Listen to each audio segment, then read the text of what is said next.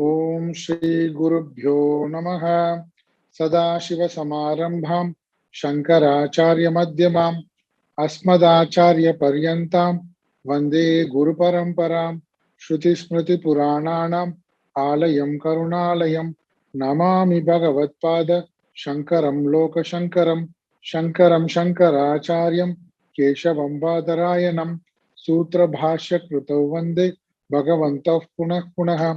समस्त जन कल्याणे निरतं करुणामयं नमामि चिन्मयं देवं सद्गुरुं ब्रह्मविद्वरं। गीता ध्यान श्लोकम। ओम पार्थाय प्रतिबोधितां भगवता नारायणेन स्वयं व्यासेन ग्रथितां पुराणमुनिना मध्ये महाभारतम् अद्वैतामृतवर्षिणीं भगवतीम् अष्टादशाध्यायिनीम् अम्ब त्वामनुसन्ततामि भगवद्गीते भवद्वेषिणीम्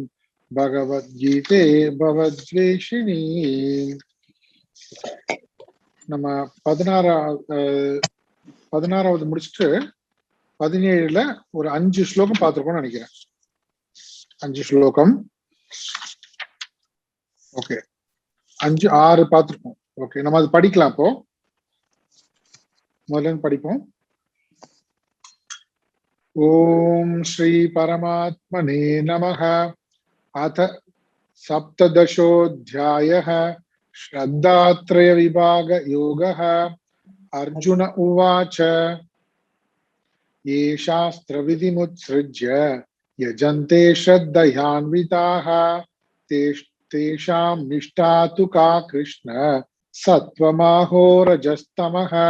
श्रीभगवानुवाच त्रिविधा भवति श्रद्धा देहिनां सा स्वभावजा सात्विकी राजसी चैव तामसी चेति तां शृणु। सत्त्वानुरूपा सर्वस्य श्रद्धा भवति भारत। श्रद्धामयोऽयं पुरुषः यो यच्छ्रद्धः स एव सः। यजन्ते सात्विका देवान् यक्षरक्षांसि राजसाः प्रेतान् भूतगणान् चान्ये यजन्ते तामसा जनाः। अशास्त्रविहितं घोरं तप्यन्ते ये तपो जनाः दम्भाहंकार संयुक्ताः कामरागबलान्विताः कर्षयन्तः शरीरस्थं भूतग्राममचेतसः मां चैवान्तः शरीरस्थं तान् विद्यासुर निश्चयान्. நம்ம இது வரைக்கும் பார்த்தோம். இங்க 16வது அத்தியாயம் வந்து தெய்வாசுர சம்பத் விபாக யோகம். தெய்வீக குணங்கள் அசுர குணங்கள் இது இரண்டையும் பிரித்தறிகிற அத்தியாயம் பார்த்தோம். சரி, அது ரெண்டு எதுக்கு அது பிரித்தறியணும்? எதுக்கு பிரித்தறியணும்னா தெய்வீக சம்பத் தான் ஆத்ம ஞானத்துக்கான சாதனை. அது இருக்கிறவன் தான் சாதகன், அவன் தான் குவாலிஃபைடு சீக்கர். எதுக்கு? ஆத்ம ஞானத்துக்கு. தெய்வீக சம்பத்து இருக்கிறவங்க தான். அப்போ அது என்னன்றத 16வது சொல்லிட்டு அந்த தெய்வீக சம்பத்துக்கு இடையூறாக அதுக்கு நேர் எதிராக இருக்கிற ஆசுரி சம்பத், அசுர சம்பத், அது வந்து அனதிகாரி. அதிகாரியாகவே ஆக முடியாது. அவங்களுக்கு கீழான பிறப்பை நோக்கியே போயிட்டு இருப்பாங்க. இந்த சம்சாரத்திலேயே ஒன்று கொண்டுக்கணும், அதுவும் கீழான பிறப்புகள்லயே இருக்கும். அப்ப என்ன பண்ணுவோம்? நம்ம அசுர சம்பத் கொஞ்சம் கூட இல்லாம நம்ம பார்த்துக்கணும். தெய்வீக சம்பத் நம்ம வளர்த்து கொள்ள வேண்டும். அப்ப அசுர சம்பத் கொஞ்சம் கூட இல்லாம பார்த்துக்கணும்னா என்ன பண்ணணும்? அதுக்கு நம்ம விருப்பு வெறுப்போட செயல்படக்கூடாது.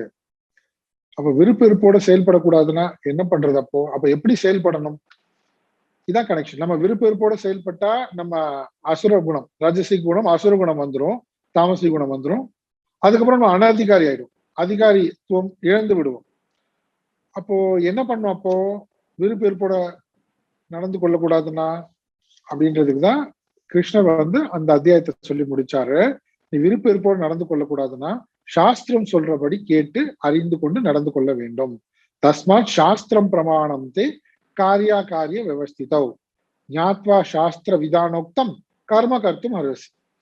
ஆகையினால் காரிய அகாரிய விவஸ்திதம், எது செய்ய வேண்டியது எது செய்யக்கூடாது என்கின்ற விஷயத்தில் சாஸ்திரம் தான் நமக்கு பிரமாணம். இங்கு அந்த சாஸ்திரம் சொல்கின்ற அந்த விதிமுறைகளை அறிந்து கொண்டு அதன்படி உன்னுடைய காரியத்தை கடமைகளை செய்ய நீ கடமைப்பட்டிருக்கிறாய், இப்படி சொல்லி முடிச்சார். உடனே அர்ஜுனனுக்கு சகஜமா ஒரு கேள்வி வருது. என்ன கேள்வி வருது? யார் சாஸ்திரத்தை பின்பற்ற முடியாம இருக்கிறார்களோ, சாஸ்திரத்தை தெரிந்து கொள்ளாமல் அதை பின்பற்றாதவர்களாக இருக்கிறார்களோ, ஆனா அதே சமயத்துல இப்போ சாஸ்திரம் பிரமாணம் தேனா நடத்த பாருங்களேன், அங்க ஒரு சிக்னிபிகன்ஸ், அங்க ஒரு முக்கியத்துவமான ஒரு விஷயம் இருக்காங்க. தஸ்மா சாஸ்திரம் பிரமாணம் தேனா அர்த்தம்னா, நீ உன்னுடைய விருப்ப இருப்ப நம்பாத, சாஸ்திரத்தை நம்பு, அதை பிரமாணமாக கொள். பிரமாணமாக கொள்ளணும், அதுதான் பிரமாணம். அது மேல நமக்கு ஸ்ரத்தா. புரியுது எப்படி ஸ்ரத்தா கனெக்ட் ஆகுதுன்னு? எப்படி அந்த தீவிரமான நம்பிக்கை வருது? பகவான் சொன்னதுலேயே தான் இருக்கு. நீ உன்னுடைய விருப்ப இருப்பின்படி அதை நம்பாமல் நீ எதை நம்பி கடமையை செய்யணும்? சாஸ்திரத்தை நம்பி கடமையை செய்யணும். அங்கே ஸ்ரத்தான்றது வந்தது. அந்த வார்த்தை பகவான் சொல்லலன்னா கூட தஸ்மாத் சாஸ்திரம் தான் பிரமாணம்னு சொன்ன உடனேயே அவங்க அர்ஜுனனுக்கு ஒண்ணு புரிஞ்சிடுச்சு. அப்படின்னா சாஸ்திரத்து மேல நமக்கு ஸ்ரத்த இருக்கணும், ஸ்ரத்தா இருக்கணும். ஆனா சாஸ்திரத்தை அறிந்து கொள்ளாமல் அதை அலட்சியமா விட்டுட்டோ இல்ல அதை கவனத்தில் கொள்ளாம அது சோம்பேறித்தனத்தினாலேயோ இல்ல எதனாலேயோ விட்டுட்டாங்க. அதுபடி அவங்க பின்பற்ற போவதில்லை. ஆனா ஸ்ரத்தா இருக்கு அவங்க கிட்ட. அப்ப எது மேல ஸ்ரத்தா இருக்கு? ஏதோ ஒரு கலாச்சாரத்தின் மேல, தன்னுடைய முன்னோர்கள் பின்பற்றின வழிகள் மேல, அது மேல நம்பிக்கை இருக்கு. இப்ப இது போன்ற மக்கள் அவங்க எப்படிப்பட்டவர்கள் கிருஷ்ணா? அவங்க சாத்விகமானவர்களா, ராஜசிகமானவர்களா, தாமசிகமானவர்களா? இப்போ கொஸ்டின் பாருங்க, எப்படி எங்கேருந்து கிருஷ்ணன் முடிச்சாரோ அங்கிருந்து அந்த லெவலுக்கு, அந்த நிலையில அர்ஜுனன் புரிந்து கொண்டதுனாலதான் இந்த கேள்வியே வந்தது அர்ஜுனனுக்கு. இப்போ தெய்வீக சம்பத்துன்றது சாத்விக குணம், முழுக்க முழுக்க சாத்விக குணம். ஸ்ரத்தை என்பதும் சாத்விக குணம். இப்போ அசுர சம்பத்து இல்லாம இருக்கணும்னா சாஸ்திரத்தை கடைபிடிக்கணும். ஆனா சாஸ்திரத்தை கடைபிடித்து அறிந்து கொண்டு கடைபிடிக்கக்கூடிய வாய்ப்பு இல்லாதவர் இருக்காங்க. ஆனா அவங்க கிட்ட ஸ்ரத்தா என்கின்ற சாத்விக குணமும் இருக்கு.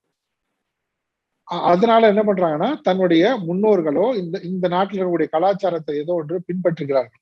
அப்படின்னா சொன்னா அவங்க தங்களுடைய விருப்பு வெறுப்படி நடந்து கொள்ளல, விருப்பு வெறுப்புப்படி நடந்து கொள்ளல, தன்னுடைய முன்னோர்கள் மேல நம்பிக்கை வைத்து அந்த கலாச்சாரத்தை பின்பற்றி வாழ்கிறாங்க. அப்படின்னா அதுவும் அப்படிப்பட்டவங்க சாத்விகம் சொல்லலாம்ல. ஏன்னா விருப்பு வெறுப்போடு நடந்து கொண்டாதானே ராஜசிகம் தாமசிகம் அசுர சம்பத் ஆயிடும். அதே சமயத்துல இவங்க சாஸ்திரமும் அறியாதவர்களாக இருக்காங்க. அதனால சத்துவமும் இவங்க கிட்ட இல்லைன்னு சொல்ல முடியாது. ஏன்னா இவங்க தன்னுடைய விருப்ப வெறுப்படி நடந்துக்கல. விருப்ப வெறுப்புப்படி நடந்தாதான் ரஜசிக் தமசிக் போயிடுவாங்க, அசுர குணம் போயிடுவாங்க. ஆனா தங்களுடைய விருப்ப வெறுப்புப்படி நடந்து கொள்ளாமல், சாஸ்திரத்தையும் கடைபிடிக்காமல், அதுக்கான வாய்ப்பு இல்லை, இல்லைன்னா வாய்ப்பு இருந்தும் அதை படிக்கல, அதை மதிக்கல, ஏதோ ஒரு சோம்பல் அதனால. ஆனா தன்னுடைய நாட்டில் இருக்கக்கூடிய நம்மளுடைய சமூகத்தில் இருக்கக்கூடிய ஏதோ ஒரு கலாச்சாரத்தை பின்பற்றுகிறார்கள். இப்படிப்பட்டவர்கள் சாத்விகமானவர்களா, ராஜசிகமானவர்கள், தாமசிகமானவர்கள் அப்படின்னு அர்த்தம்னா இவர்களை நீ ஆத்ம ஞானத்துக்கான அதிகாரிகள் என்று சொல்வாய மாட்டேன். அவங்களையும் சாத்விகர்கள்னு சொல்லிட்டாக்க அவங்க அதிகாரி ஆயிடுவாங்க. இல்ல இவங்க எல்லாம் ராஜசிகர்கள் தாமசிகள் சொன்னாக்க அவங்க அதிகாரி ஆக்க மாட்டாங்க ஆத்ம ஞானத்துக்கு. இதுதான் அர்ஜுனுடைய கேள்வி. இப்போ கிருஷ்ணர் என்ன சொன்னார் அதுக்கு? ஸ்ரத்தா, நீ சொன்னலப்பா அர்ஜுனா, ஸ்ரத்தான்னு சொல்லிட்டு தன்னுடைய கலாச்சாரத்தின் மேல், முன்னோர்களுடைய வழிகளின் மேல் ஸ்ரத்தை வைத்திருக்கிறார்கள். அதனால அந்த கலாச்சாரம் முன்னோருடைய வழிமுறைன்னு சொல்றத அது எப்படின்னா, அதனால மட்டுமே சாத்விகம்னு கொள்ளக்கூடாது. ஸ்ரத்தை, அது மேல ஸ்ரத்த இருந்தா மட்டுமே சாத்விகம்னு சொல்ல முடியாது. எந்த மாதிரியான கலாச்சாரத்தை, எந்த மாதிரியான முன்னோர்களுடைய வழிமுறைகளை கடைபிடிக்கிறானோ அதை பொறுத்து இவன் வைத்திருக்கின்ற ஸ்ரத்தை மூன்று விதமாக ஆகும். சாத்விகம், ராஜசிகம், தாமசிகம்னு ஆகும். இப்போ அர்ஜுனன் சொன்னதுல கிருஷ்ணர் கனெக்ட் பண்ணார் பாருங்க. நீ முன்னோர்களை கடைபிடித்து ஒரு கலாச்சாரத்தை பின்பற்றினா அதனாலேயே அவன் அந்த சாத்விகம் சொல்லக்கூடாது, அந்த ஸ்ரத்தா. ஏன்னா இவன் பிரமாணம் எடுத்துட்டான். ஸ்ரத்தானா என்ன? பிரமாணம் எடுத்துட்டான். தஸ்மாத் சாஸ்திரம் பிரமாணம். சாஸ்திரம் தெரியாது, முன்னோருடைய வழிமுறைகளை கலாச்சாரத்தை பிரமாணம்னு எடுத்துட்டான். அப்போ அதுதான் ஸ்ரத்தா தானே? இல்ல இல்ல இல்ல, அவன் எந்த மாதிரியான கலாச்சாரத்தை, எந்த மாதிரியான முன்னோர்களுடைய வழிமுறையை பின்பற்றுவனாக இருக்கிறானோ அதை பொறுத்து அவனுடைய ஸ்ரத்தா 3 வகையாக மாறுகிறது. சாத்விகம், ராஜசிகம், தாமசிகம் என்று மாறுகிறது. அப்புறமா பொதுவா ஒரு விஷயம் சொல்றாரு. என்ன சொல்றாருன்னா, சர்வசிய ஸ்ரத்தா, எல்லாருடைய ஸ்ரத்தாவும்பா. யாரு? அர்ஜுனன் சொன்னது போல சாஸ்திரத்து மேல பிரமாணம் வைக்காம, அதை நம்பாம, முன்னோர்களை நம்ம அனைவரும், அப்படி இல்லைன்னா எல்லோருமே என்ன எப்படின்னா, அவர்களுடைய மனதை பொறுத்துதான் அவருடைய ஸ்ரத்தா அமைகிறது. 3வது ஸ்லோகத்துல இங்க மனதுன்ற வார்த்தை இல்லையே, மனகன்லயே இல்லையே, எங்க இருக்குது? சத்வ அனுரூபா. சத்வன்றது இந்த இடத்துல வந்து மனதை குறிக்கும் சொல். மனது அனுரூபா, மனதை பின்பற்றியே சர்வசிய ஸ்ரத்தா, அனைவருடைய ஸ்ரத்தாவும் அமைகின்றது. அதனால ஸ்ரத்தாமயோயம் புருஷக, ஒவ்வொரு மனுஷனும் அவனுடைய ஸ்ரத்தை எப்படியோ அதை பொறுத்துதான் அந்த மனிதன் மதிப்பிடப்படுவான். யோயத் ஸ்ரத்தக சயேவ சக, அவன் அப்படிப்பட்டவன் தான். யார் எப்படிப்பட்ட ஸ்ரத்தை உள்ளவனாக இருக்கானோ அவன் அப்படிப்பட்ட மனிதன் தான். அவன் பொதுவா சொல்லுவோம்ல, மனது எப்படியோ அது மனம் படியே என்னது மனம் படியே வாழ்வு என்னெல்லாமோ சொல்றாங்கல்ல, அந்த மாதிரிலாம் சொல்றாங்க இல்லையா. இப்ப மனதுதான் ஒருவனுடைய மனதை பொறுத்துதான் அவனுடைய ஸ்ரத்தா அமைகிறது. ஆனா மனதுன்றது என்னது? மனதுன்றது சம்ஸ்காரம், வாசனைகள், வாசனையினுடைய வெளிப்பாடு தானே மனது. அப்போ வாசனைகள் சம்ஸ்காரம் எப்படி ஏற்படுகிறது? உன்னுடைய பூர்வ ஜென்ம கர்மங்கள், சிந்தனைகள், அதனுடைய தொடர்ச்சி தான் அதனுடைய தொடர்ச்சியின் அடிப்படையில் தான் உன்னுடைய ஸ்ரத்தை அமைகின்றது. அப்போ அதை பொறுத்துதான் நீ வந்து சாத்விகமானவனா ராஜசிகமானவனா சாத்விகமானவனான்னு சொல்ல முடியும். அப்போ உன்னுடைய மனதை பொறுத்துதான் அது. உன்னுடைய மனதுன்றது என்னது? வாசனைகள், சம்ஸ்காரங்கள், நம்மளுடைய அது எப்படி உண்டாச்சு?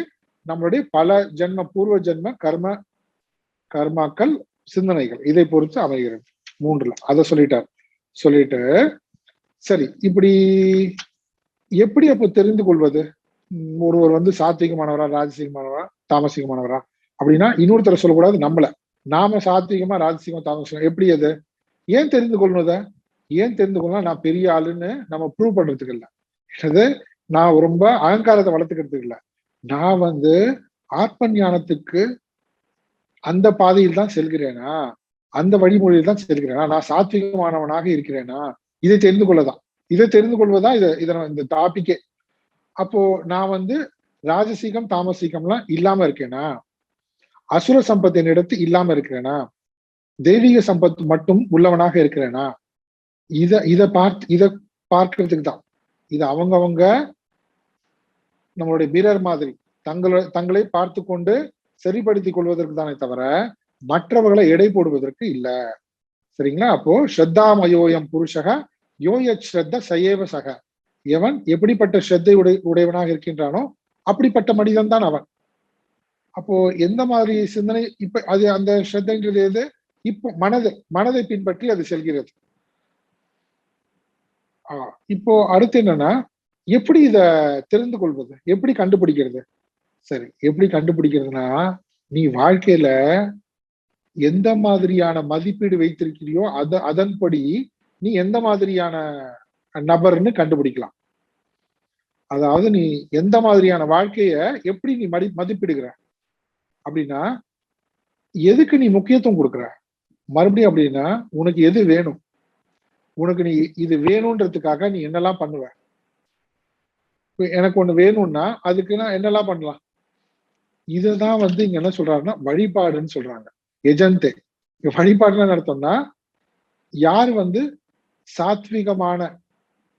சாத்விகமானவர்கள், யார் வந்து ராஜசீகமானவர்கள், யார் தாமசீகமானவர்கள்ன்றது அவர்கள் எதை வழிபடுகிறார்களோ அதை வச்சு சொல்றாங்க.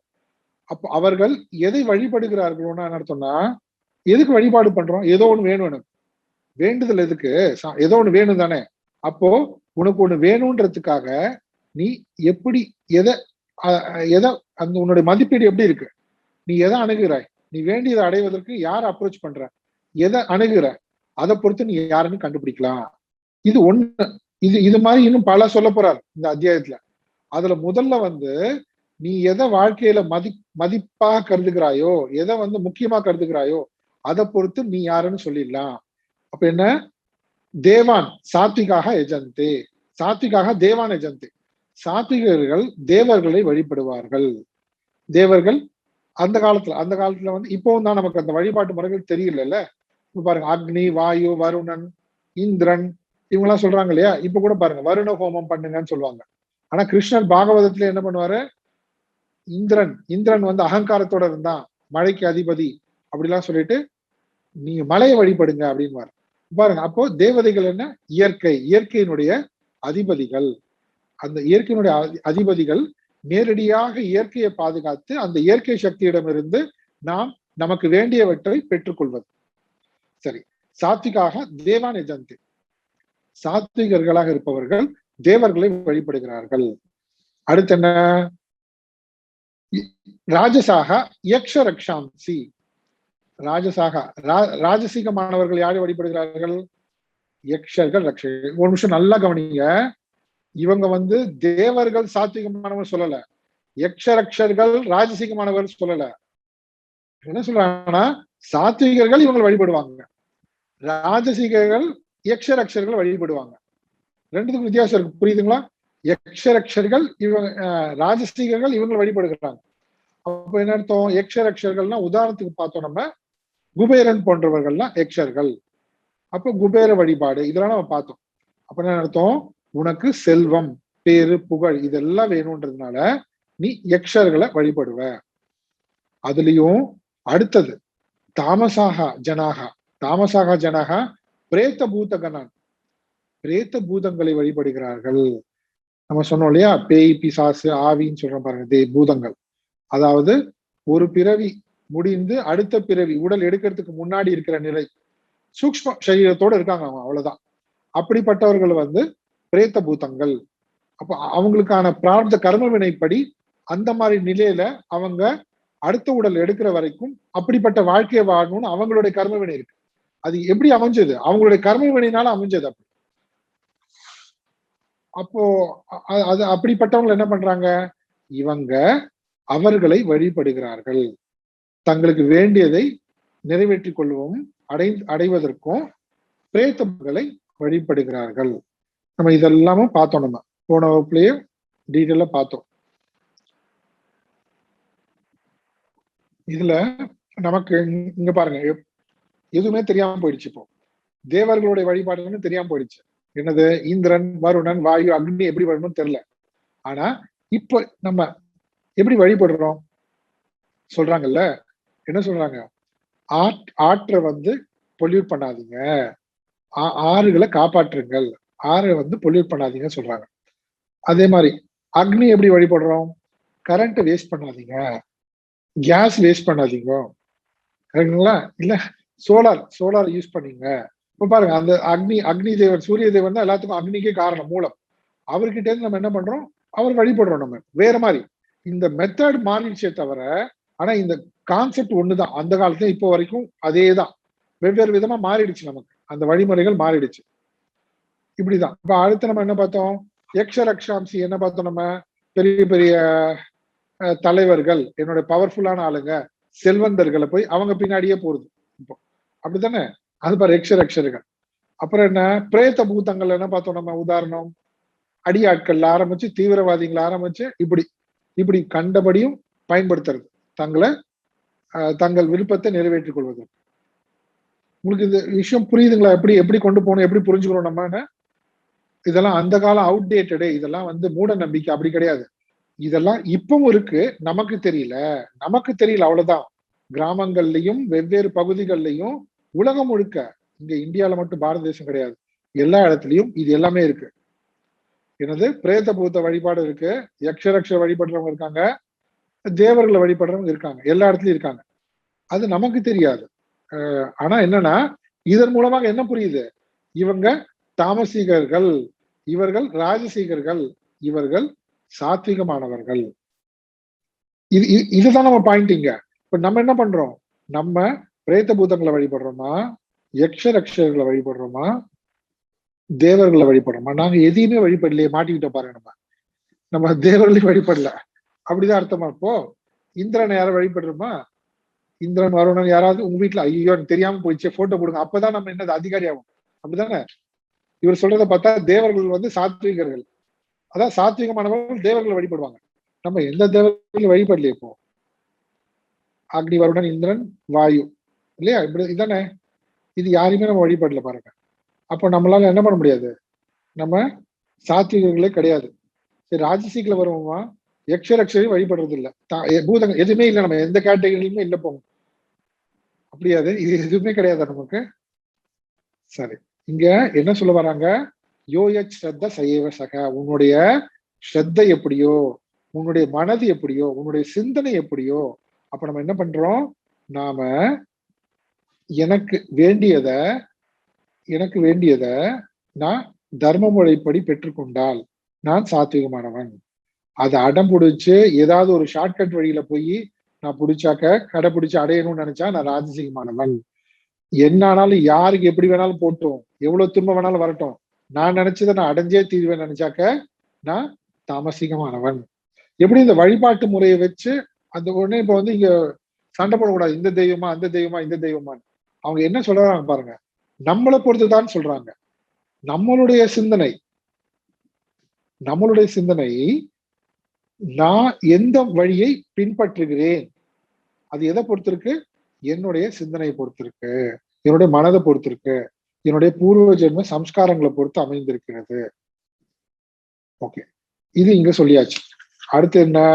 சரி, இப்போ சொல்லியாச்சு, பூத பேதம் இத பிரேத பூதம்லாம் சொல்லிட்டாங்க. இப்போ இந்த வழிபாடு எப்படி இருக்கு, அந்த வழிபாட்டு முறையை எக்ஸ்பிளைன் பண்றாரு 5:6. அதை கண்டிக்கிறாரு, இப்படிலாம் பண்றாங்க பாரு அப்படின்ட்டு. அசாஸ்திர பிரீத்தம், கோரம். அவங்க வழிபாட்டு முறையே கோரமா இருக்கும், பாக்குறதுக்கே பயமா இருக்கும், கோரமானது. அதுவும் அசாஸ்திர விகிதம், சாஸ்திரத்திலே சொல்லப்படாத வழிமுறைகள்லாம் பின்பற்றாங்க. அப்புறம் என்ன?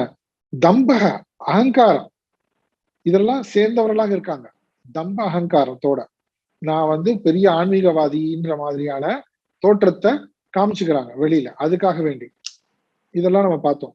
அப்புறம் என்ன? காமராக பலான்வித்தாக, ஆசை, பலம், இதெல்லாம் இதனுடைய அடிப்படையில இதெல்லாம் காமிக்கிறதுக்காக அவர்கள் இந்த வழிபாட்டு முறைகளை பின்பற்றுகிறார்கள். முன்னாடி நம்ம உதாரணம் பார்த்தோம், இரண்யகசிபு, ராவணன், இதெல்லாம் பார்த்தோம். அந்த புராண இதிகாசங்களை படிக்கும்போது நமக்கு தெரியும் எப்பேற்பட்ட தவம் எல்லாம் இருக்கிறாங்க அப்படின்ட்டு. சரி, அடுத்து என்ன? இப்ப பகவான் சொல்லி வருத்தப்படுறாரு. என்ன சொல்றாரு? ஷரீரஸ்தம் பூத கிராமம் அந்த ஷரீரஸ்தம் மாம் ஏவச்ச கர்ஷயந்தக. சரீரத்துல இருக்கிற பூத கிராமம், இந்த பஞ்சபூதங்களால் ஆன என்னது? நம்ம உடல் தானே இது. இந்த உடல், மனம், புத்தி, இந்திரியங்கள், இதுக்குள்ள இருக்கிற என்ன போய் துன்புறுத்துறாங்கப்பா இந்த கோரமான வழிபாட்டு முறையில. அவர் சொல்றார், இவங்க எப்படிப்பட்டவங்க? அச்சேத சக, அறிவற்றவர்கள். நம்ம அறிவற்றவர்கள்னே நமக்கு அறிவே இல்லை அப்படி அர்த்தம் கிடையாது, விவேகமற்றவர்கள் அர்த்தம். பொதுவா இந்த உலக அறிவு இருக்கிறவங்கள அறிவற்றவர்கள் அப்படி கிடையாது. இந்த உலக அறிவு நமக்கு எல்லாம் இருக்கு, அப்படி நம்ம அறிவற்றவர்கள் யாருமே சொல்ல முடியாது. இந்த உலகத்துல எப்படி எல்லாம் நம்ம என்னெல்லாம் பண்ணணும் எல்லாம் நமக்கு தெரியும். இங்க அறிவற்றவர்கள் சொல்ல விவேகமற்றவர்கள் அர்த்தம். விவேகமற்றவர்கள் தனக்கு எது நன்மையை கொடுக்கக்கூடியது, தனக்கு எது தீமையை கொடுக்கக்கூடியதுன்னு தெரியல. தனக்கு தீமையை கொடுக்கக்கூடியதெல்லாம் விரும்புறாங்க, அதை அடையறதுக்கு ஏதோ கோரமான வழிபாடு பண்றாங்க. தனக்கு நன்மை தரக்கூடியதெல்லாம் கண்டுக்கிறதே இல்லை, அதுக்கு முயற்சியே பண்ணுவதில்லை. விவேக சூன்யம், விவேகமே இல்லை பாருங்க. விவேகமற்றவர்கள் அப்படிப்பட்டவங்க என்னையும் சேர்த்து துன்புறுத்துறாங்கப்பா. அவருக்குள்ள பகவான், அப்ப இறைவனை துன்புறுத்துறதுன்னா என்ன அர்த்தம்? அவரை போய் எப்படியா துன்புறுத்த முடியுமா? எப்படி துன்புறுத்துறாங்க? நான் அவனுக்குள்ள இருந்துட்டு அவனுடைய மனசாட்சியாக, அந்தர்யாமியாக, நீ செய்யறது இது தவறு, இப்படி பண்ணாத, இது வேண்டாம், இது சரி கிடையாது, இதை செய், இப்படி நமக்குள்ள ஒண்ணு சொல்லிட்டே இருக்குல்ல. மாம்ச ஏவ, நம்மளுடைய விருப்பு வெறுப்பு இல்ல, அதையும் தாண்டி வாசனாவும் இல்ல, அதையும் தாண்டி நமக்குள்ள தெரியும் ஒண்ணு சொல்லிட்டே இருக்கும் இல்லையா, அதுதான் இறைவன். மாம்ச ஏவ, என்னை வந்து அவன் மதிக்கிறதே கிடையாது. நான் சொல்ல காது கொடுத்து கேட்கறான்.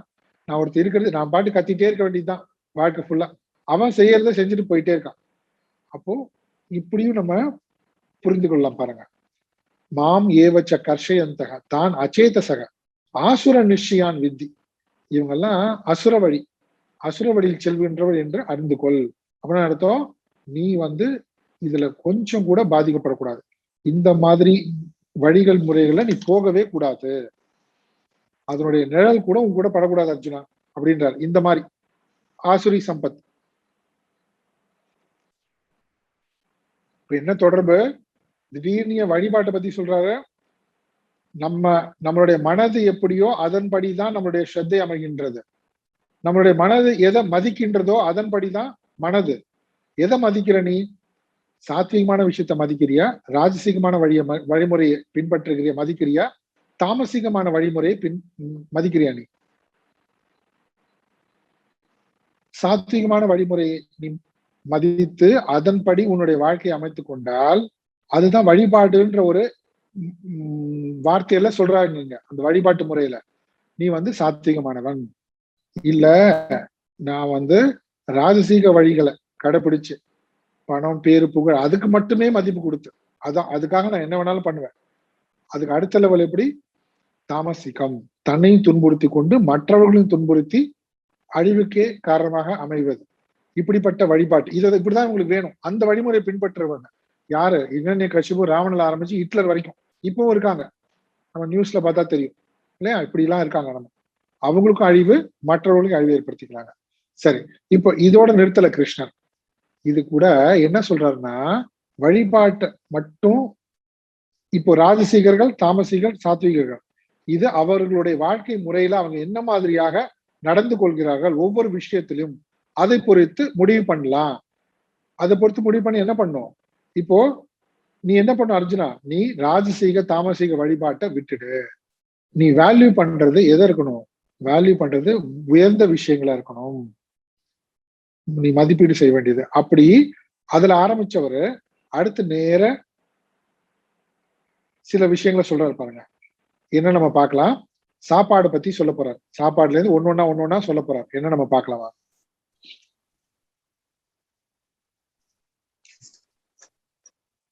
ஆஹாரஸ்த்வபி சர்வஸ்ய ஆஹாரஸ்த்வபி சர்வஸ்ய ஆஹாரஸ்த்வபி சர்வஸ்ய ஆஹாரஸ்த்வபி சர்வஸ்ய சாரி சர்வஸ்ய ஓகேங்களா?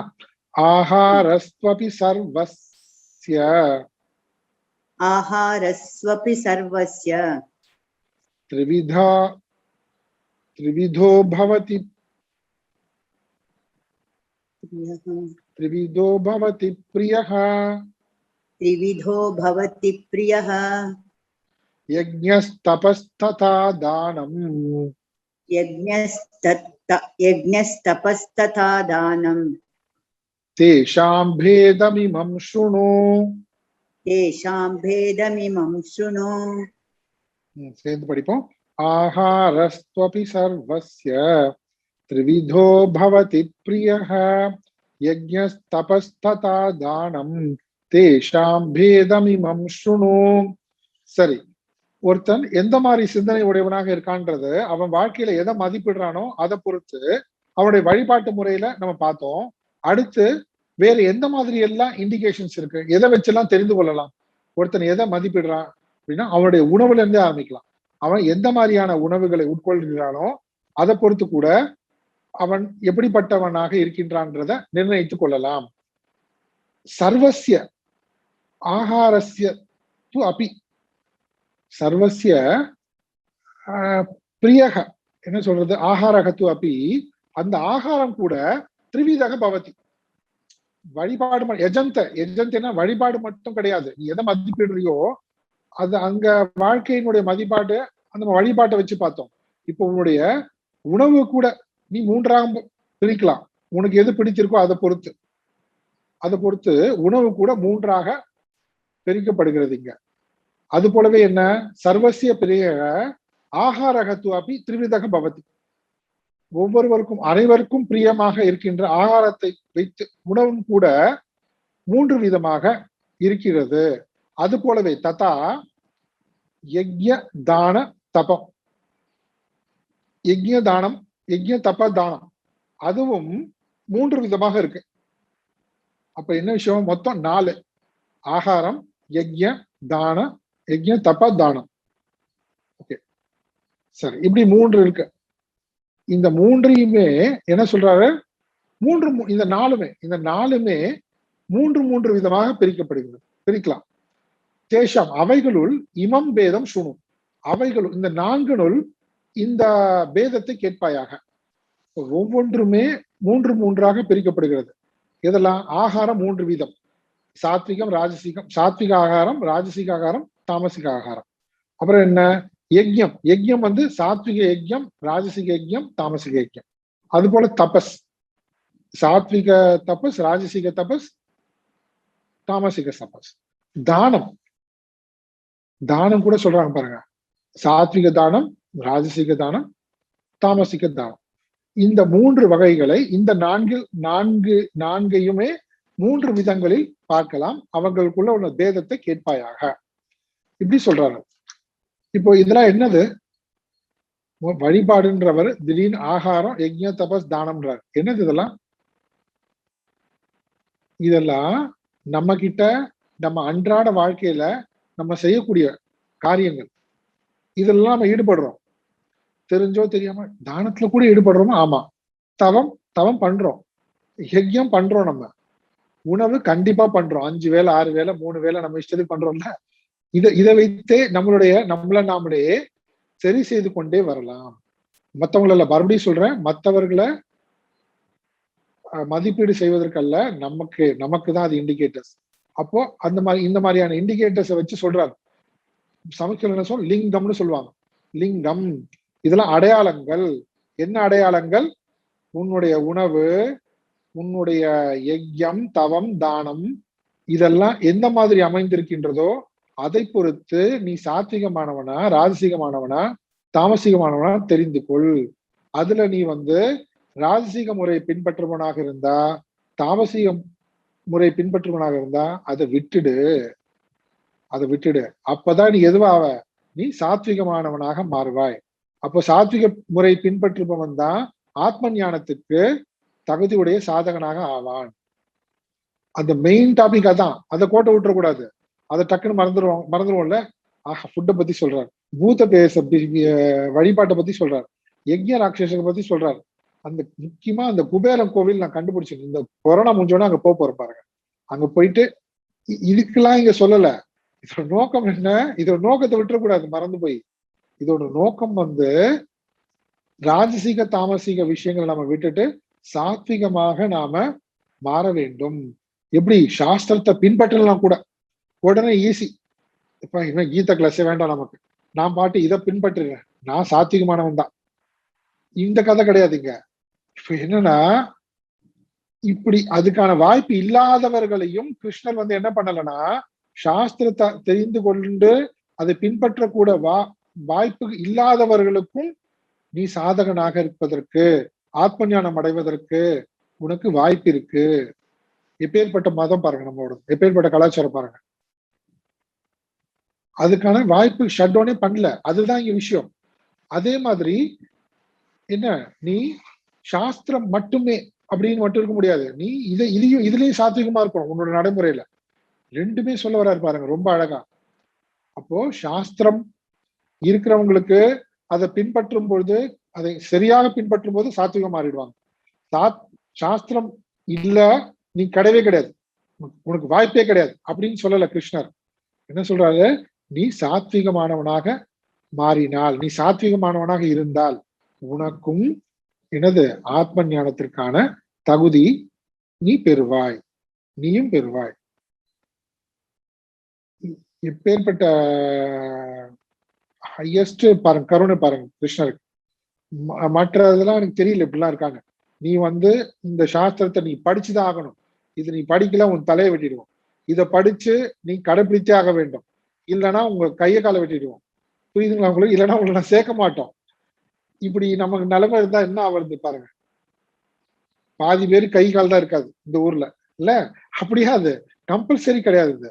இது எவல்யூஷன்ல நம்ம அழகா நம்ம பரிணாமம் சொல்லும்போது என்னது, நம்மளுடைய கர்ம வினைகளை கழித்து நம்ம கர்ம வினைகளை சரியான முறைப்படி எதிர்கொண்டு நாமளாவே வளர்ந்து கொண்டு போற ஒரு வளர்ச்சி, இது முன்னேற்றம்.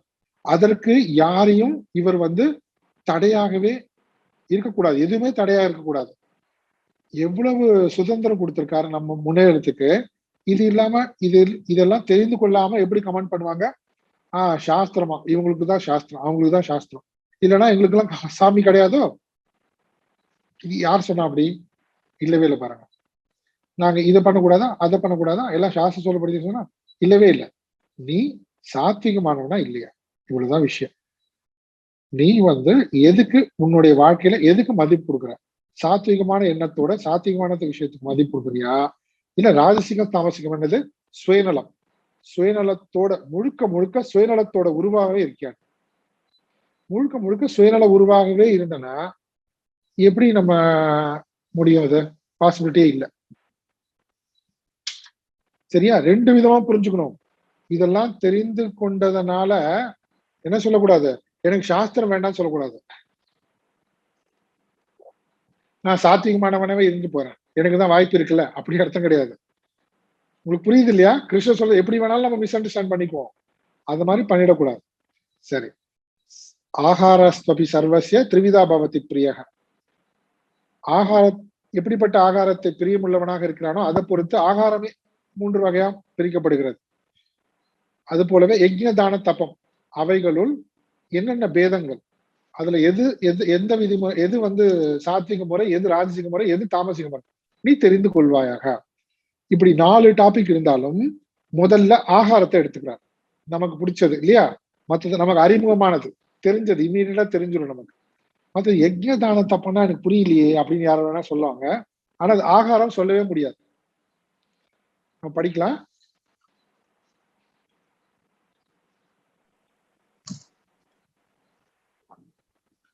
ஆயுஷ் சத்வபலாரோக்ய, ஆயுஷ் சத்வபலாரோக்ய, ஆயுஷ் சத்வபலாரோக்ய, ஆயுஷ் சத்வபலாரோக்ய, சுக பிரீதி விவர்தனாஹ, சுக பிரீதி விவர்தனாஹ, சுக பிரீதி விவர்தனாஹ.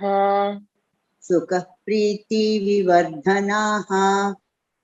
சரி, இப்ப இதையே பிரிக்காம ஒரே ஸ்ட்ரெச்ல படிப்போம். ஆயுஷ் சத்வபலாரோக்ய சுக பிரீதி விவர்தனாஹ, ஆயுஷ் சத்வபலாரோக்ய சுக பிரீதி விவர்தனாஹ. ரஸ்யா ஸ்னிக்தா, ஓகே, ரஸ்யா ஸ்னிக்தா ஸ்திரா ஹ்ருத்யாஹ, ரஸ்யா ஸ்னிக்தா ஸ்திரா ஹ்ருத்யாஹ. ஆஹாரா சாத்விக பிரியாஹ, ஆஹாரா சாத்விக பிரியாஹ. சேர்ந்து படிப்போம். ஆயுஷ் சத்வபலாரோக்ய சுக பிரீதி விவர்தனாஹ, ரஸ்யா ஸ்னிக்தா ஸ்திரா ஹ்ருத்யாஹ, ஆஹாரா சாத்விக பிரியாஹ. இங்க என்ன சொல்றாருன்னா, சாத்விக பிரியாஹ அப்படின்னா மறுபடியும் பாருங்க, இந்த மாதிரியான உணவு முறைகள்லாம் சாத்விகர்கள் விரும்புவார்கள், சாத்விகர்களுக்கு பிரியமானவைகள். இப்படி சொன்னாரு. இந்த மாதிரி தெய்வங்கள் எல்லாம் சாத்விகர்கள் வணங்குவார்கள், இந்த மாதிரி தெய்வங்கள் ரஜசிகர்கள் வணங்குவார்கள், இந்த மாதிரி பிரேத்த பூதங்கள் தாமசிகள் வணங்குவார்கள். அப்படிதானே சொன்னாங்க.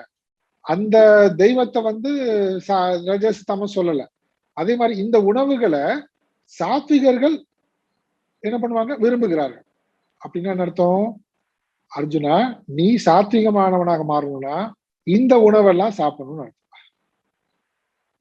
நீ சாத்விகமானவனாகணும்னா இந்த மாதிரி உணவெல்லாம் நம்ம போவோம். சரி, லிஸ்ட் கொடுப்பாரு போல் இருக்கு, கத்திரிக்காய், வெண்டைக்காய், உருளைக்கிழங்கு, இப்பெல்லாம் லிஸ்ட் கொடுக்க போறாரு கிருஷ்ணர், பாவம் இல்லையா? அதுக்கு அவருக்கு அந்த வேலையா என்ன? உள்ள காய்கறி கடைக்காரன் உணவு நடத்தம்னா, உணவு எந்த மாதிரியான உணவு சாத்விகம் அப்படிதான் சொல்லுவாரே தவிர அந்த கேட்டகரிஸ்ல நம்ம தான் அதை முடிவு பண்ணிக்கிறோம். பாருங்க, இதுல சில பாயிண்ட்ஸ் எல்லாம் சொல்றாரு. ரொம்ப பியூட்டிஃபுல்லான விஷயம் இது. ஏன்னா நேரடியாக நமக்கு நம்மளுடைய உணவு பாருங்க, நம்மளுடைய உணவு நம்மளை பாதிக்கின்றது, நல்ல விதமாகவோ கெட்ட விதமாகவும் பாதிக்கின்றது. அப்போ இந்த மாதிரியான உணவு எல்லாம் சாப்பிட்டோம்னா அது நல்ல விதமா சாத்விகர்களாக நம்மளை மாற்றும். என்னது?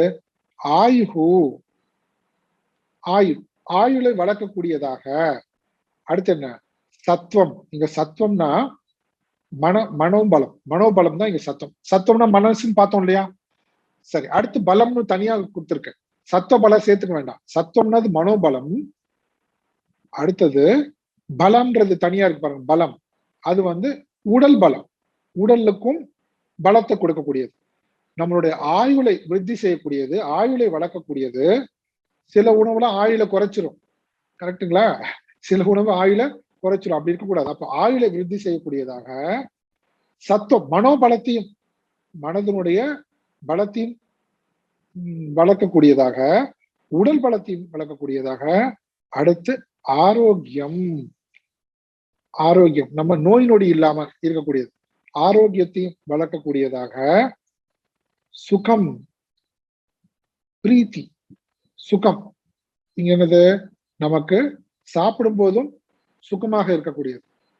இப்படி சுகம், பிரீத்தி, இப்படிப்பட்ட விஷயங்கள். சுகம் சொல்லும் போது நமக்கு அமைதி, அமைதியை கொடுக்கக்கூடியதாக, அமைதியை கொடுக்கக்கூடியதாகவும் அது இருக்கும். இதுதான் சாத்வீகமான உணவு. அப்போ இப்படிப்பட்ட உணவு எதுவோ, எது ஆயுளை வளர்க்கக்கூடியது, மனோபலத்தை கொடுக்கக்கூடியது, உடல் பலத்தை கொடுக்கக்கூடியது, ஆரோக்கியம், நோயற்ற வாழ்வை கொடுக்கக்கூடியது, நம்மளுடைய மனதுக்கு அமைதியும் சந்தோஷத்தையும், பிரீத்தி சந்தோஷம், அமைதியும் சந்தோஷத்தையும் கொடுக்கக்கூடியதாக இருக்கின்றதோ என்னது அது?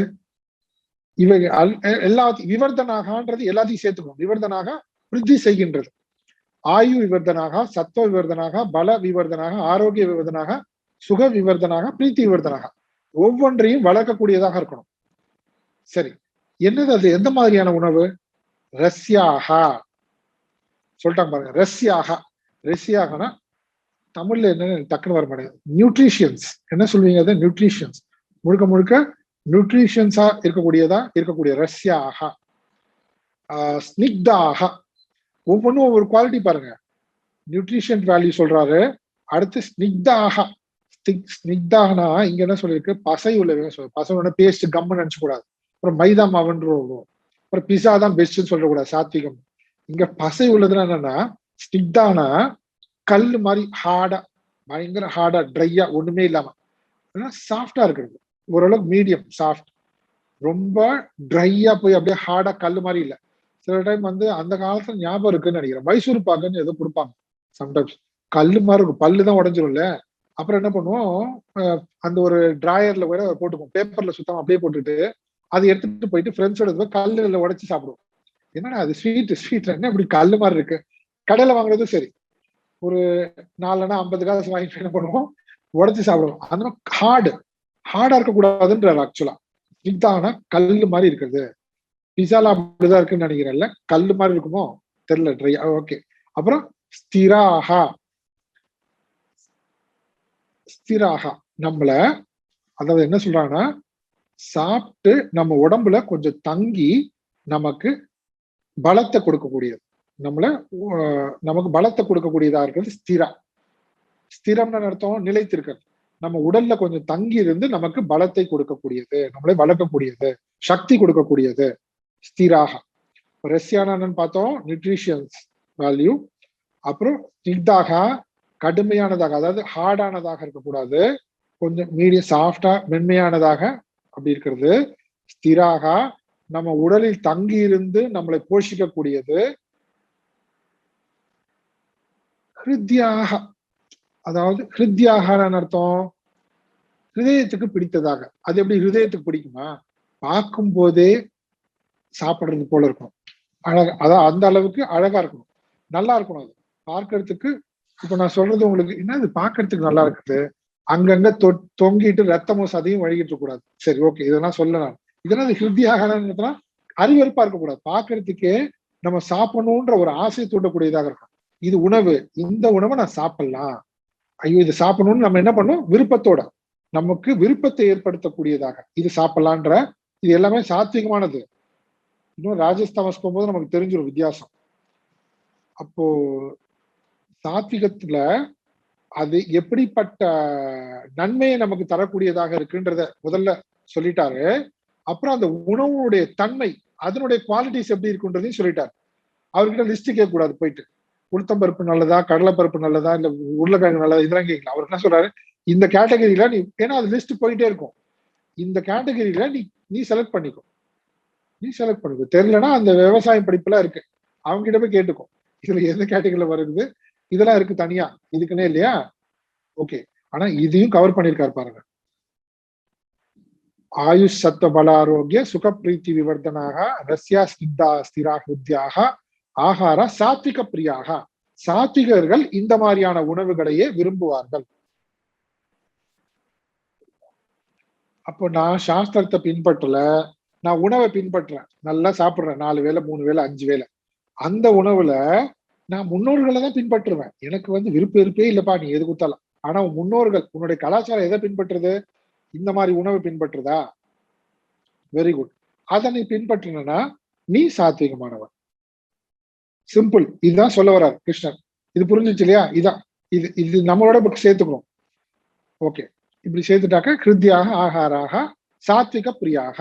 அப்படின்னா சாத்விகர்களாக இருப்பவர்கள் இப்படிப்பட்ட உணர்வுகளையே விரும்பி ஏற்றுக்கொண்டு சாப்பிடுகிறார்கள். அப்படின்னா சாத்விகர்களாக இல்லாதவர்கள் என்ன பண்ணும், நீ இந்த உணவு முறைகளாக விரும்பி நீயும், உனக்கு இப்ப பிடிக்கலனா கூட இந்த மாதிரியான உணவு பழக்கத்தை மேற்கொண்டா உன்னுடைய மனதும் சாத்விகமாக மாறுவதற்கு வாய்ப்பு இருக்கு. உணவுல இருந்தே சொல்றார், எல்லாத்துலயுமே எல்லாமே அவசியம் நம்ம சாத்விகமா மாறது.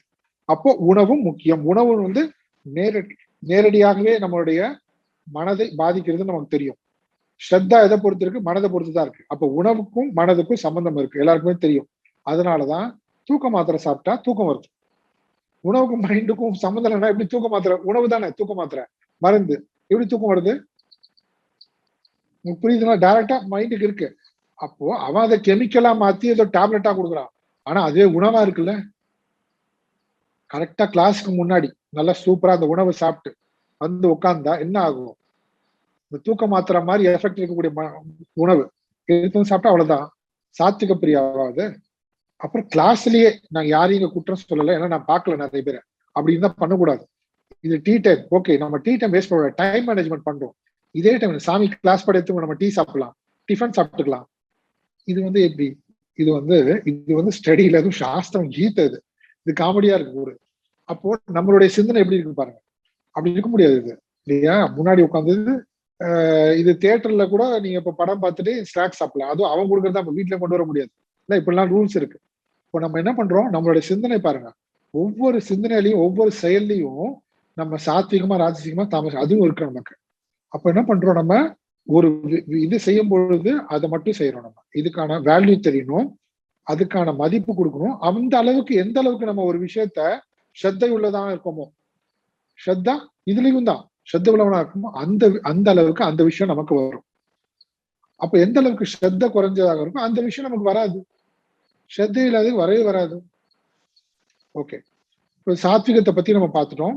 அடுத்து 9வது ஸ்லோகத்துல ராஜசிகம் சொல்ல போறாரு. இந்த ஸ்லோகமே ராஜசிக்கான ஸ்லோகம் போது படிக்கவே வராது பாருங்க, அப்படிலாம் சொல்லக்கூடாது, கரெக்டா படிக்கணும். ஸ்லோகமே அப்படி இருக்கு. ரஜஸ்ன்னு ஒண்ணு என்ன அழகான திங்கிங் பாருங்க, வியாசம் இருக்கு. ரஜஸ் பத்தி சொல்ல போறோமா, அப்படியே போடு ஸ்லோகத்தை. கட்வம் லவணநாத்யுஷ்ண, கட்வாம் லவணாத்யுஷ்ண, பரவாயில்ல, இது ரஜசிக்கான ஸ்லோகம் தான். கட்வம் லலவநாத்யுஷ்ண, கட்வம் லலவநாத்யுஷ்ண, கரெக்ட். தீக்ஷ்ண ரூக்ஷ விதாஹினஹ, தீக்ஷ்ண ரூக்ஷ விதாஹினஹ, தீக்ஷ்ண ரூக்ஷ விதாஹினஹ, தீக்ஷ்ண ரூக்ஷ விதாஹினஹ, ஆஹாராராஜசஸ்யேஷ்டாஹ, ஆஹாராராஜசஸ்யேஷ்டாஹ, ஆஹாரா ராஜசஸ்யேஷ்டாஹ आहारा राजसस्येष्टाः दुःखशोकमयप्रदाः दुःखशोकामयप्रदाः दुःखशोकामयप्रदाः दुःखशोकामयप्रदाः சேர்ந்து படிக்கலாம். கட்வம் லலவனாத்யுஷ்ண தீக்ஷ்ண ரூக்ஷ விதாஹினஹ ஆஹாரா ராஜசஸ்யேஷ்டாஹ துக்கசோகாமயப்ரதாஹ. ராஜசிகம் என்னது? ஓகே, ராஜசஸ்ய எங்க இருக்கு? ராஜசஸ்ய ரெண்டாவது வரியில ரெண்டாவது வார்த்தை ராஜசஸ்ய. ராஜசஸ்யேஷ்டாகன்னு இருக்குல்ல, ராஜசஸ்ய இஷ்டாக, ராஜசீகர்களுக்கு பிடித்தமானது. அங்க சாத்விக பிரியாகன்னு சொன்னார்ல, இங்க பிரியா போட்டார், இங்க வந்து இஷ்டான்னு போடுறார். ராஜசீகர்களுக்கு இஷ்டமானவைகள் எதுப்பா? ராஜசீகர்களுக்கு எது மாதிரி இஷ்டமான உணவுகள்ல கட்டு. கட்டு பாருங்க, எடுத்தோன்னு என்ன வருதுன்னு. இதுல நன்மையும் இருக்கா, இது நெகட்டிவ் மட்டும் எடுத்துக்கூடாது. கட்டுனா கசப்பு, பயங்கர கசப்பு. கசப்பு பிடிக்கும், பயங்கரம் பிடிக்கும். அப்ப நான் அது ராஜசீகத்துல வருது அது. சரி, அப்ப நம்ம என்ன சொல்லக்கூடாது? பாவக்காய் கசப்பு நான் சாப்பிட மாட்டேன், பகவான் கிருஷ்ணர் சொல்லிட்டார். இந்த கதை கூடாது இல்லையா? பாவக்காய் வந்து நல்லது, அது வந்து மருந்து இல்ல. நம்ம அது வந்து நம்மளோட விருப்ப வெறுப்பை பொறுத்து. இங்க அது இல்ல, இங்க என்னது? கட்டு, ராஜசிகம், அதி கசப்பு. உங்களுக்கே புரியும் எதை சொல்ல வராங்க. நான் சிலதெல்லாம் வந்து டேஸ்டே வாயில வைக்க முடியாது, ஆனா அதை கூட ஜாலியா குடிச்சிட்டு இருப்பாங்க பாருங்க, சாப்பிட்டுட்டு இருப்பாங்க. அந்த மாதிரி விஷயங்கள் கட்டு. அம்ல, புளிப்பு, புளிப்பு, பயங்கர புளிப்பு. லவண, உவர்ப்பு, அப்படி இதுலயே எக்ஸ்ட்ரீம். அப்புறம் அத்தியுஷ்ண. சரி, அதி உஷ்ண அதி தீக்ஷ்ண எல்லாத்தையுமே சேர்த்துக்கணும்.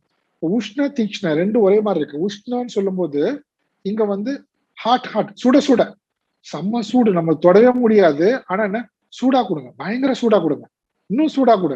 நாக்கே வெந்துட போகுது, வெந்தாலும் பரவாயில்ல, அப்படியே வாங்கி சுட சுட பக்கோடா போட்டு பாருங்க, சுட சுட சுட சுட சாப்பிடுறது. அவ்வளவு சூடு. நார்மலா சூடு வந்து வைப்பாங்க, ஆறி சாப்பிட வேண்டாம். ஆனா சூடு உஷ்ண. அதே மாதிரி தீக்ஷ்ண. தீக்ஷ்ண மசாலா கிசாலாம் போட்டு ஸ்பைசி, தீக்ஷ்ண. அதி, இங்க அத்தின்னு போட்டாங்க பாரு. அத்தினா அளவுக்கு அதிகமான சூடு, அளவுக்கு அதிகமான மசாலா போட்டு. ருக்ஷ, ருக்ஷ, ருக்ஷ சொல்லும் போது வாடி வதங்கி போய் ஒண்ணுமே இல்லை அதுல, வாடி வதங்கி போயிடுச்சு. அப்படிப்பட்ட காஞ்சு போனது, காஞ்சு போய் வாடி வதங்கி இருக்கிறது ருக்ஷ. அதெல்லாமும் பிடிக்குது சில பேருக்கு உணவு. அப்புறம் என்ன? விதாகினாக, விதாகினக. விதாகினா காரம், எரிச்சல்.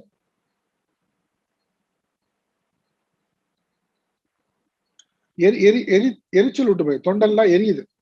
சரி, இங்க வந்து தீக்ஷ்ண காரம் போட்டாங்களே, அந்த காரம்ன்றது வந்து ஸ்பைசி, ஸ்பைசியா இருக்காது, ரொம்ப ஸ்பைசி. இப்ப டைரக்டா என்ன சொல்றது, மிளகு, மிளகு எடுத்து அப்படியே சாப்பிட்டு எப்படி இருக்கும்? ஃபுல்லா ஒரு ஸ்பூன் முடியாது. அது வந்து மருந்து மாதிரி பயன்படுத்துறது. ஆனா எல்லாத்தையுமே அதி, எல்லா விதமான மசாலாக்களையும் அதிகமா போடுறது. மிதாகினா தொண்டை நெஞ்செல்லாம் எரியுது, வயிறெல்லாம்.